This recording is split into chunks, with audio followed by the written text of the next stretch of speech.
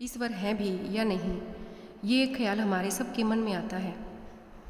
इस कथा को सुनकर आपके चक्षु खुल जाएंगे। जब आपके मन में भी क्या ये प्रश्न आते हैं कि मैं तो इतनी पूजा पाठ भक्ति भाव में लीन हूँ, फिर भी मेरे साथ ही ऐसा क्यों होता है? भगवान सारी परेशानियाँ मुझे ही क्यों देते हैं? दुष्ट लोग इतने सुखी हैं और धर्मात्मा ही सारे कष्ट भोग रहे हैं। ये क्या हो रहा है और ये क्यों हो रहा है? यदि ऐसा ही ईश्वर का न्याय, तो मैं क्यों मानूं उन्हें, क्यों भजूं, क्यों जपूं, क्यों करूं पूजा? ईश्वर के पास तो न्याय है ही नहीं। ईश्वर तो निष्ठुर है, पत्थर की मूर्तियों में बस के पत्थर हो गए हैं। आदि आदि क्या यही हमारे मन में ख्याल आते हैं? यदि आप भी इन्हीं सब बातों से परेशान होते हैं तो मैं आपके लिए एक कहानी लेकर आई हूँ, सुनिए। बहुदक नाम का एक तीर्थ था। यहाँ नंदभद्र वैश्य रहते थे, धर्माचारी सदाचारी पुरुष। उनकी साध्वी पत्नी का नाम कनका था। नंदभद्र चंद्रमौली भगवान शंकर के बड़े भक्त थे। बहुदक में कपिलेश्वर महादेव के नाम से प्रसिद्ध शिवलिंग था। नंदभद्र तीनों समय कपिलेश्वर की पूजा किया करते थे। नंदभद्र कम से कम लाभ लेकर माल बेचा करते थे और ग्राहकों के साथ बराबरी और ईमानदारी का व्यवहार रखते। गलत माल और बुरा सामान नहीं बेचते और जो कुछ मिल जाता उसी में संतुष्ट रहते थे। नंदभद्र का जीवन सन्यासियों जैसा था।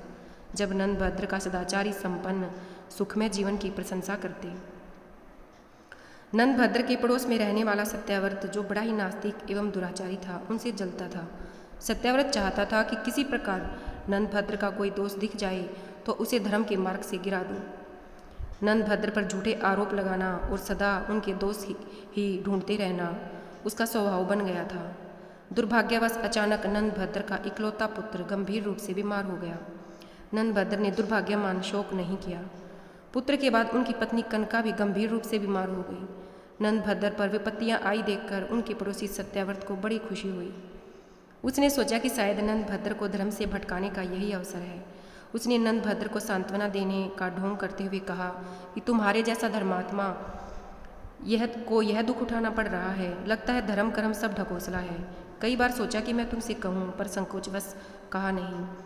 दिन में 3 बार पूजा स्तुति सब व्यर्थ है। भैया नंदभद्र, धर्म के नाम पर क्यों इतना कष्ट उठाते हो? जब से तुम इस पत्थर पूजन में लगे हो तब से कोई अच्छा फल तो मिला नहीं। इकलौता पुत्र और पत्नी दोनों बीमार पड़ी हैं। भगवान होते तो क्या ऐसा फल देते? पुण्य और पाप सब कुछ कल्पना है। नंदभद्र, तुम्हें तो मेरी यही सलाह होगी कि झूठे धर्म को छोड़ आनंदपूर्वक खाओ पियो और भोगो, यही सत्य है। सत्याव्रत की बातों का नंदभद्र पर कोई प्रभाव न पड़ा। वह बोले, सत्याव्रत जी, आप अपने आप को ही धोखा दे रहे हैं। क्या पापियों पर दुख नहीं आते? क्या उनके पुत्र स्त्री बीमार नहीं होते? जब सज्जन दुखी होता है तो लोग सहानुभूति जताते हैं, पर दुराचारी के दुख पर कोई सहानुभूति नहीं दिखाता। अतः धर्म पालन करने वाला ही ठीक है। अंधा सूर्य को नहीं जानता, पर सूर्य तो है। ईश्वर के बिना संसार का संचालन नहीं हो सकता। सत्याव्रत ने उसे टोक कर पूछा, देवता हैं तो दिखाई क्यों नहीं देते? नंदभद्र ने कहा कि देवता आपके पास आकर याचना नहीं करेंगे कि आप हमें मानिए। बातचीत बहस में बदलने लगी। नंदभद्र अधिक विवाद नहीं चाहते थे, उठकर चले गए। पर उनके मन में यह विचार आया कि भगवान सदाशिव का साक्षात दर्शन करके पूछूं, आपके बनाई संसार सुख दुख जन्म मरण आदि क्लेश क्यों है? यह दोष रहित क्यों नहीं है? नंदभद्र शिव मंदिर आए। कपिलेश्वर लिंग की पूजा, भगवान के आगमन की प्रतीक्षा करने लगे। सोच लिया कि जब तक भोलेनाथ दर्शन नहीं देंगे तब तक मैं ऐसे ही खड़ा रहूंगा। लगातार 3 दिन और 3 रात नंदभद्र उसी हालत में खड़े रहे। चौथे दिन एक बालक उस मंदिर में आया। वह गलित कुष्ठ का रोगी भयानक पीड़ा से कर्रा रहा था। उसने नंदभद्र से पूछा, आप इतने सुंदर एवं स्वस्थ हैं, फिर भी आप दुखी क्यों लग रहे हैं? नंदभद्र ने अपना संकल्प उसे बताया। बालक ने कहा कि अनचाहे का मिलना और मनचाहे का बिछुड़ना, इससे मानसिक कष्ट होता है।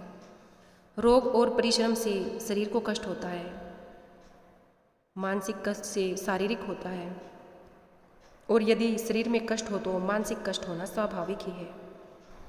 दोनों एक दूसरे के साथ जुड़े हुए हैं। फिर क्या किया जाए? नंदभद्र ने पूछा। बंधुवर, औषधि से शारीरिक कष्ट दूर होते हैं, पर मानसिक कष्ट तो ज्ञान से ही दूर होता है। मस्तिष्क को यदि ज्ञान की सही खुराक दी जाए तो वह कष्ट मुक्त हो जाता है।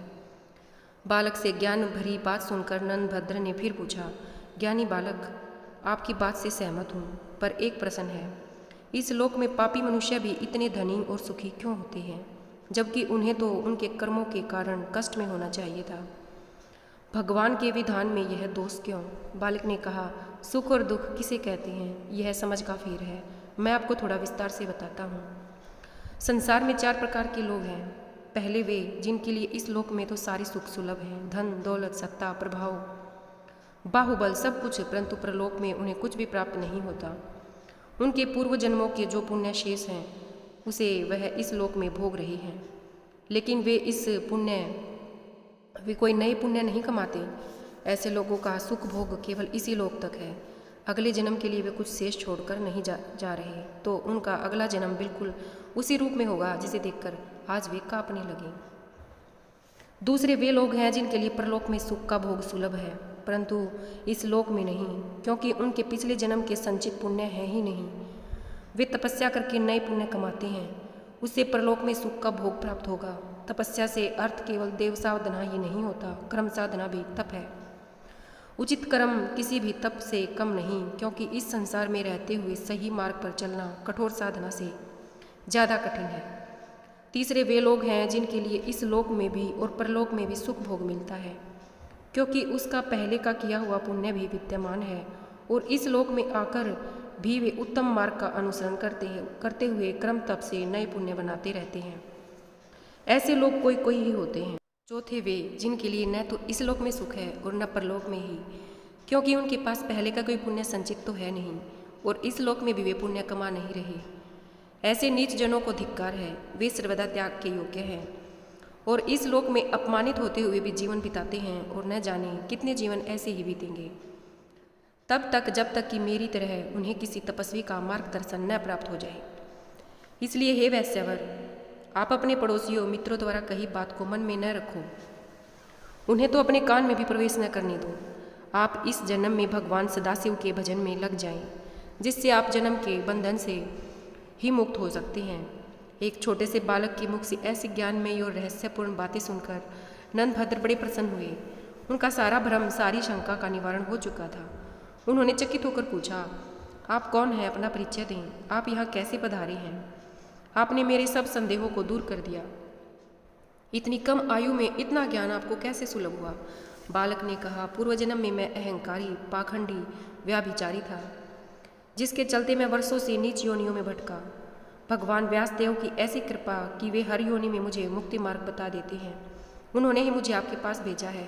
अब मैं 7 दिन के बाद इसी तीर्थ में मरूंगा। आप मेरा अंतिम संस्कार कर दीजिएगा। वैश्यवर, ज्ञान का आयु से कोई संबंध नहीं है। ईश्वर को जिसे ज्ञान प्रदान करना होता है, जिसे माध्यम बनाकर उसे अपने भक्तों को जागृत करना होता है, उसे चुन लेते हैं। वह कोई भी हो सकता है, मेरे जैसा कुष्ठ पीड़ित जीव भी। अतः सहज भाव से स्वीकार करना चाहिए, और ज्ञान जिससे भी मिले उसके प्रति विनीत रहना चाहिए। ऐसा करने से ईश्वर सदा आपको ज्ञानवान बनाए रखते हैं, किसी न किसी को भेजते रहते हैं। इतना बताकर उस बालक ने सूर्य मंत्र का जप करना आरंभ किया। कुष्ठ के निवारण के लिए सूर्य मंत्र का जप ही किया जाता है।